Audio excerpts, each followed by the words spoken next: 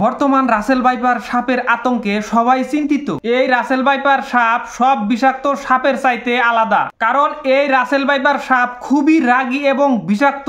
এই Russell viper সাপকে চন্দ্রগোড়া সাপ নামেও পরিচিত। সব সাপই ডিম থেকে বাচ্চা ফুটায়, কিন্তু এই রাসেল ভাইপার সাপ সরাসরি বাচ্চা দেয়, একবারে 30 থেকে 40টা পর্যন্ত বাচ্চা দেয়। এই রাসেল ভাইপার সাপ পুরা দমে প্রেসার কুকারের মতো আওয়াজ করে। এই রাসেল ভাইপার সাপ মরুভূমিতে থাকতো, বর্তমান আমাদের দেশে আতঙ্ক ছড়াচ্ছে এই রাসেল ভাইপার সাপ। বিশেষজ্ঞর মতে আমাদের দেশে উষ্ণতা বাড়ার কারণে এই রাসেল ভাইপার সাপের আবির্ভাব হয়েছে। এই রাসেল ভাইপার সাপ বেশি সময় কৃষি জমিতে থাকে। এই সাপের কালার মেটে মেটে হওয়ার জন্য কৃষি জমিতে থাকার পরে এই সাপ সব সময় চোখের নজরে পড়ে না, একদম কৃষি জমির সাথে মিশা থাকে এই সাপ। তার ফলে কৃষকরা যখনই কৃষি জমিতে কাজ করতে যায় এই সাপের দংশনে অনেক কৃষক মারা গেছে। তারই বেশিরভাগ কৃষক হলো বাংলাদেশের কৃষক। কিছুদিন আগে এই সাপ পশ্চিমবঙ্গের এক সাপ উদ্ধারকারী ব্যক্তিকে কামড় দিয়েছিল।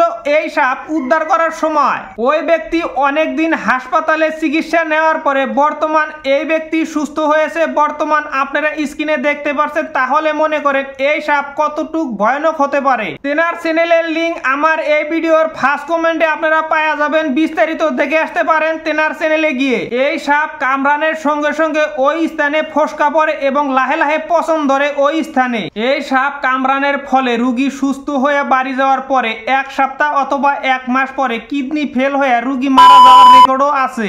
এই সাপকে কতজনে অজগরের বাচ্চা বলে ভুল করে। আপনারা কখনো এই সাপকে অজগরের বাচ্চা ভেবে ভুল করবেন না। এই সাপ কামড়ালে যত দ্রুত পারেন হাসপাতালে যাবেন, কখনো ওজার কাছে গিয়ে সময় নষ্ট করবেন না। আপনারা কুসংস্কার থেকে বেরিয়ে আসেন। সাপে কাটা রোগীকে কখনো একজন ওজা ভালো করতে পারে না।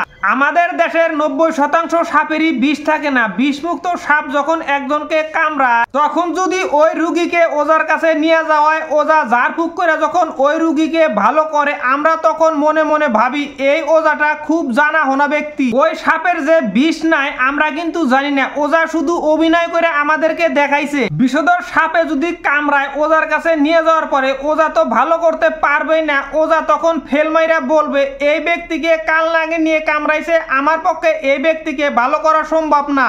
আমরা বাংলা সিনেমায় দেখছি এক ব্যক্তিকে যদি সাপ কামড়ায় ওজার কাছে নিয়ে যাওয়ার পরে ওজা বাঁশি বাজায় এবং ওই সাপ পাগল হয়ে আইসা ওই ব্যক্তির পায়ে থেকে বিষ চুষে নেয় এবং ওই ব্যক্তি ভালো হয়ে যায়। এটা ভাই সিনেমাতে সম্ভব, বাস্তবে কিন্তু না।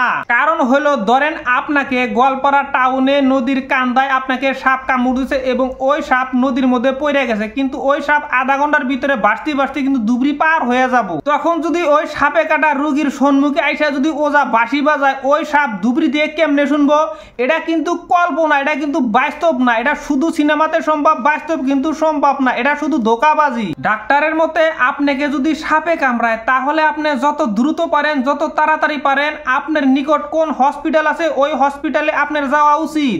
সাপে কাটার আশেপাশে কখনো বাদন দিবেন না এবং যেই জায়গায় সাপে কাটছে ওই জায়গা বেশি নড়াচড়া করবেন না। ধরেন পায়ে কামড় দিছে তাহলে আপনি হাঁটাচলা করবেন না। যদি হাঁটাচলা করেন তাহলে তাড়াতাড়ি সমস্ত বিষ আপনার শরীরে ছড়িয়ে যাবে। বিশেষ করে ডাক্তাররা বলে সাপে কামড় দিলে ওই স্থানে কখনো বাদন দিবেন না। ধরেন আপনার এই জায়গাতে সাপে কাটছে, এই জায়গাতে আপনি বাদন দিলেন, বাদন দেওয়ার পরে কি হবে? এখানে রক্ত চলাচল করতে পারবে না এবং এই জায়গাতে কামড় দিছে সমস্ত বিষ এইখানে জমা হবে এবং এইখানে ইনফেকশন হবে। আপনার পরবর্তীতে কি হবে? হাত ও কাইটা ফালা দিতে লাগতে পারে। সেই জন্য ডাক্তাররা বলে কখনো সাপে কাটা রুগীকে হাত কখনো আপনারা পুরো দমে বাঁধ দিবেন না, পায়ে কাটলে কখনো পা বাঁধ দিবেন না।